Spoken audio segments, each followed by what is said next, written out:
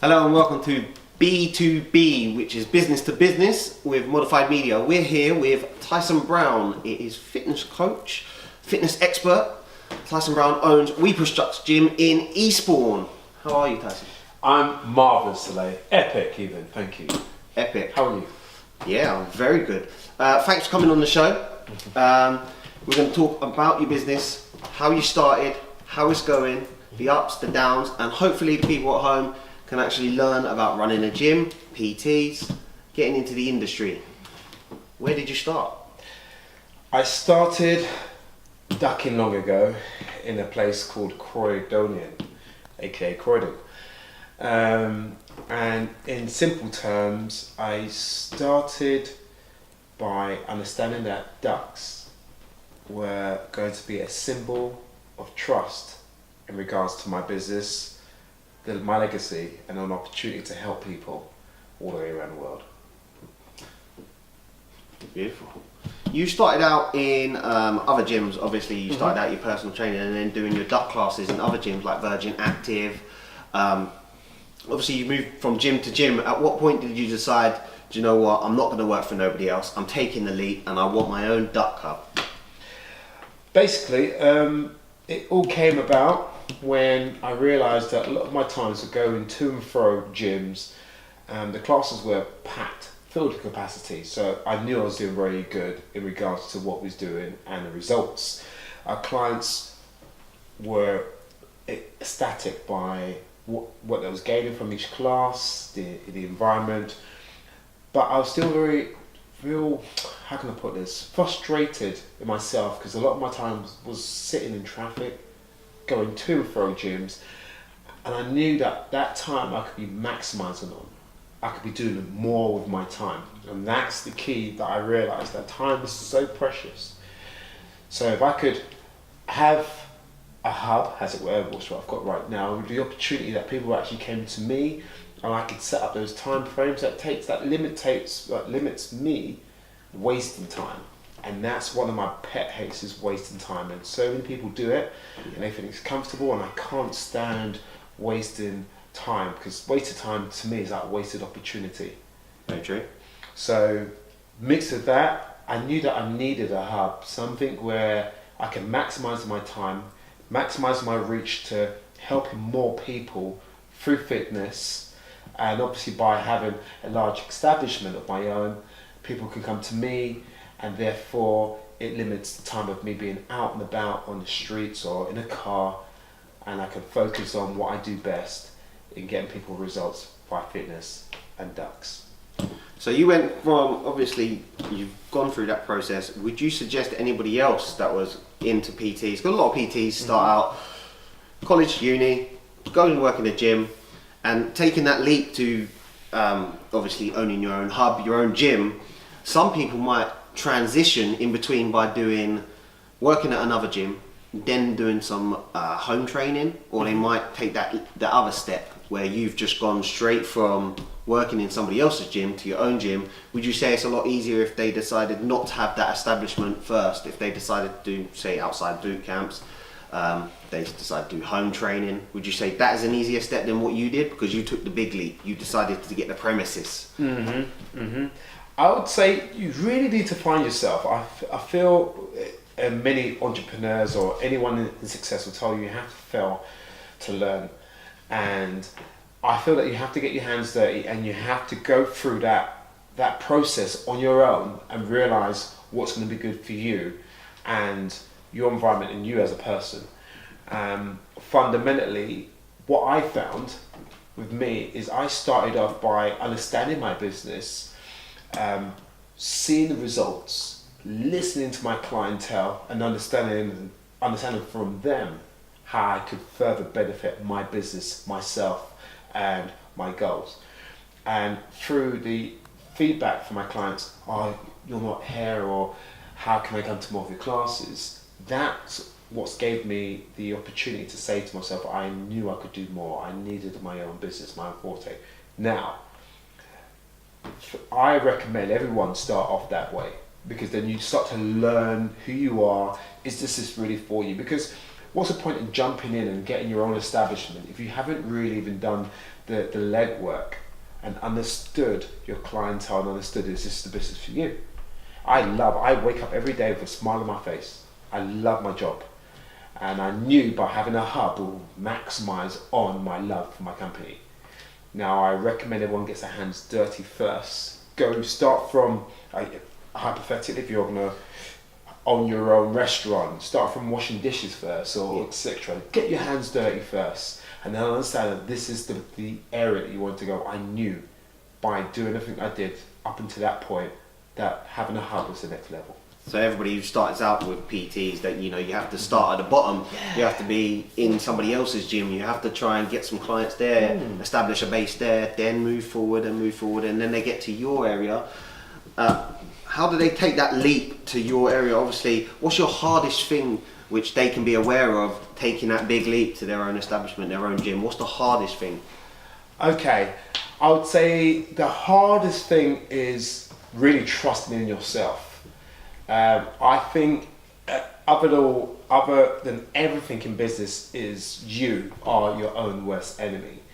And if you say to yourself, oh, I don't think I can do this, you won't do it. Yeah. Now, when I initially took that opportunity, I had so many challenges that came in my way to prevent me from getting this hub and making that leap. I had council issues, building issues, disclaimers, etc. And everything, even though I knew what I wanted, everything was trying to come in my way to prevent me from the goal that I wanted to do. Now, I had to keep my focus on my goal and stay committed. So regardless of how hard it was, I ensured with myself that I had a commitment to myself. So I went through the mud, and yes, it was challenging, but it's worthwhile. But you have to keep going. So you definitely say that people need to establish themselves within the fitness industry and get a clientele base before they take that leap anyway, because if you take that leap, get your overheads, and you've got no clientele, you could essentially just... Definitely, I would seriously recommend, because obviously people buy to people, and you have to have a game plan. You have to really focus on what your business model is and look at how you're going to attain those clientele, depending on which area you're going to go. Is there other gyms in that area? Are they doing what you're doing? What makes you unique? Why is people going to come to you? Now, if you've really got a really high fan base already, fantastic, then you're semi-halfway there. Now, if you don't, and I didn't have that when I came to Eastbourne, in Croydon, my classes were sold out. I had to put security on the doors to prevent people from coming in. Now, I came down to Eastbourne, a place where people told me that this is apparently God's waiting room. You get all these sort of like crazy stories about Eastbourne. I came down there fundamentally because I knew it was going to be even more of a harder challenge for me. I love a challenge. When people tell me that I can't do something, what buzzes me is proving that I can. And I am a firm believer that the only limit is the one you set yourself. Now, I came down to Eastbourne with not only to prove others wrong, but to prove me that I can do anything I put my mind to it. So, for other people in this similar situation, you need to help your foundation in having your own gym. I would thoroughly think of marketing yourself accordingly, ensuring that you're speaking to like-minded people which can help you boost your market, and network to business networking is key as well. So working with as many like-minded individuals which can help flourish, because you're only as good as yourself. So it's all about joining business ventures like I have, which will help you boost what you're doing and echo it out to a larger field.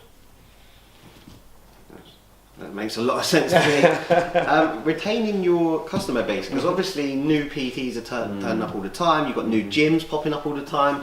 You know, it's a massive industry where, you know, people are non-stop in and out of fitness. How do you retain your customers? How do you keep them? I look at the fact that if I treat every single customer like they're my family, like I know everyone by first name, we interact, it's not a fake persona that we put on. So we focus on the individual. It's not a numbers game for me. It's I don't care if I have one person in front of me or 1,000 people in front of me of a class. I'm going to give you the same level, if not more, of my time and my energy. Now, mixed with that, my clients see that. They recognize that. They recognize that they're not a pound sign to me. Yeah. They recognize that I'm focused on them as an individual. Now, with that, the level of respect that I give them, it allows them to attract onto what we do, and probably myself as well. So that energy that we have, that connection, allows us to retain our customers to a point where we don't actually lose customers unless they're moving to another area, but they are very much connected with us. Now, I would say to everyone that if you have a business, you can't just amaze your customers, you need to wow them.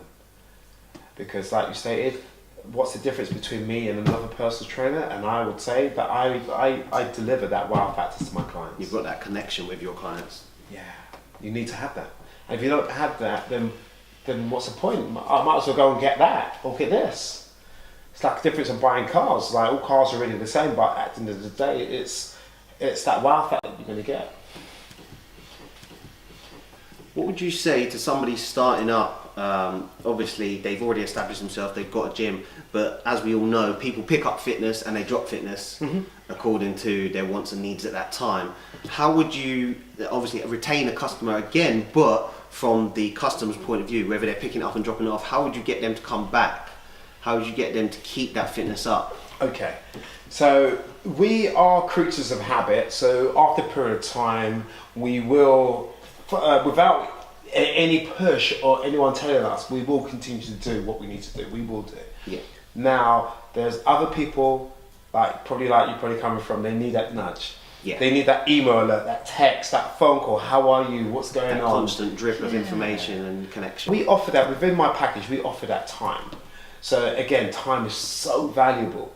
So what we do and what I do as the CEO of my business, I will personally give a few of my clients a call if I haven't seen them for a week or so, and I'll say, "Hi Sarah," or "Hi Sally, what's going on? Is there anything I can help with?" That's nice. It could be as little as, "Oh my God, I've had an injury," and I could recommend them areas of what they need to do. It could be the case where, "Oh my God, I never knew you'd open up on this particular day," but I've gave them the opportunity to have this conversation with me. And that's the little things that we like to do here at We Push Ducks. That's very personal, and that's definitely connecting with the clientele. I think a lot of gyms kind of lack on that, whereas they'll send out, refer a friend, come down, and it's the same text that they've sent out all of them, where you're really, really personal and generic. Yeah. That's really good. Is there anything else that you'd like to add for anybody watching this who'd like to start a gym or PT? Anything that you can give them, like a little bit of information or help towards them going down the same sort of path that you went down? Sure. I think, again, I've worked in so many various different companies and businesses. I think you need to be really core on your USP, your unique selling point. What makes you unique? What stands you out from the crowd? Because again, there's billions of different companies out there, and often probably similar services that you may be doing if we're looking at fitness. Now, obviously my USP, my unique selling point is obviously we're the only duck company on the planet. We're the only one using toy ducks to keep in shape. No one's doing what we do, so it's really created a hype. So with the hype, they come down to the class, they realise that no two of our classes are the same. They realise the results are so fast. They realise that we are fun and we're friendly and a great environment. So with that, we get a major attraction and other people start to talk about us, especially from a media perspective. A lot of people are thinking, what's this ducking madness? What's this ducking fitness? Why is people getting ducking fit? Because of We Push Ducks. So our USP as a whole, apart from obviously our personality, has really pushed us out the market as well. So mixed with something unique about your business will give you an added edge on the market. Now, outside of that, I would seriously recommend that yes, you do a lot of research, and you look to work with people which can uplift you. And business to business networking is key out here. I don't think any entrepreneur or anyone successful is not working alongside other like-minded businesses or people who can help them. Yeah. So you need to really be focused on that, mentors or people which can actually help uplift you and not drag you down. Very good. All right, we'll wrap up here. Thank you for coming on the show. Thanks for having me. That's Modified Media for Business to Business with Tyson Brown of We Push Ducks. Thank you. Thank you.